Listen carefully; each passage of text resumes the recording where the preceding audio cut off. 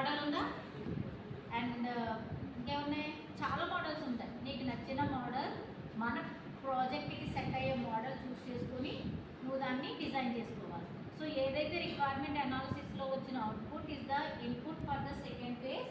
Second phase ఏంటి? Design. Okay, so ER diagrams use చేసి మొత్తం ఏ మోడల్ యూజ్ అయితే ఆ మోడల్. ఓకేనా?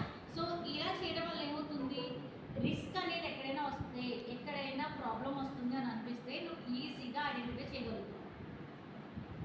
సో ఇక్కడ ప్రాబ్లం వస్తుంది అని అనిపించింది అనుకో, నువ్వేం చేస్తావు, ఫార్వర్డ్ వెళ్ళవు, మరి బ్యాక్వర్డ్ వెళ్ళి ఈ రిక్వైర్మెంట్ చేంజ్ చేయాల్సి వస్తే ఆ రిక్వైర్మెంట్ చేంజ్ చేయాలి. సో రిక్వైర్మెంట్ చేంజ్ చేసేటప్పుడు మనం కూడా చేయాలి, క్లయింట్ రిక్వైర్మెంట్స్ని బట్టి ఫాలో అవ్వాలి. ఎందుకంటే ప్రాజెక్ట్ ఇచ్చింది ఎవరు? సో ప్రాజెక్ట్ డబుల్ బెడ్రూమ్ అని చెప్పించారనుకోండి, జనరల్ చెప్తున్నాను, త్రిబుల్ బెడ్రూమ్ కూడా సింగిల్. ఇన్ కేస్ ఇంకా ప్రాజెక్ట్ ముందుకు వెళ్ళట్లేదు అనుకున్న సిచ్యువేషన్స్ ఏం చేస్తాం మనం, అప్పుడు రిక్వైర్మెంట్స్ కన్విన్స్ చేసుకోగలగాలి ఎవరిని? క్లయింట్ని. సో అప్పుడు అక్కడ ఉండే స్టాఫ్ని ఆర్ ఎంప్లాయీస్ని ఎలా పెట్టాలి? చేస్తే చేయి, లేదంటే లేదని పెట్టామనుకో, నీకేంటి పక్కన 100 కంపెనీస్ ఉన్నాయి, నా ప్రాజెక్ట్ అక్కడ ఇచ్చుకుంటాను అనుకో. అదవుతుందా? కొంతమంది చూడండి చక్కగా మాట్లాడతారు కన్విన్సింగ్గా, అప్పటికి ఈ ఫెయిల్యూర్స్ వస్తాయండి, ఇలా ఉంటాయి, సో ఈ రిక్వైర్మెంట్స్ని మనం స్టార్టింగ్లోనే మార్చుకోగలిగితే సో మనకి ఇలా బెనిఫిట్ ఉంటుందని కస్టమర్ని, క్లయింట్ని మనం కన్విన్స్ చేసుకోగలుగుతాం. అలా కాకుండా ఇలాగే చేస్తాను, నీకు నచ్చినట్టు చేయను అని అంటే ప్రాజెక్ట్స్ వస్తాయా? సెకండ్ ఫేజ్ ఏంటి?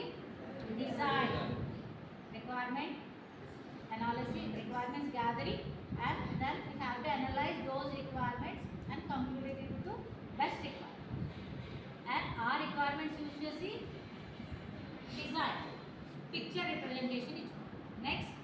Third one is implementation of coding. So ఇప్పుడు నువ్వు ప్రోగ్రామింగ్ రాయాలి, ఇప్పుడు నీకు వచ్చిన దానికి నువ్వేం చేయాలి, కోడింగ్ జనరేట్ చేయాలి. సో ఇక్కడ 2 ఫ్యాక్టర్స్ ఎప్పుడైనా సరే, మెమరీ అండ్ టైం. ఏంటివి? Memory, time. అంటే స్పేస్, తక్కువ స్పేస్ ఆక్యుపై చేయాలి.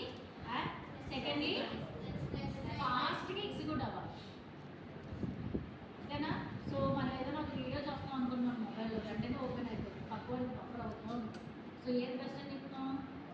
అలాగే ఆ మొబైల్ 2 lakhs అన్నారు అనుకోండి, ఏం చేస్తాం అనుకుంటాం, ఎండింగ్ వచ్చేటప్పటికి డబుల్ అయిపోతుంది. మూవీస్ చూడండి, అది కూడా ఒక ప్రాజెక్ట్ లాగా అనుకున్నాం. సో 100 crores అంటారు లాస్ట్, చాలా ఇంపార్టెంట్. సో ఇలాంటి రిస్క్ వచ్చే ముందుగానే ఎర్లీ స్టేజ్లోనే మనం రిస్క్ని ఐడెంటిఫై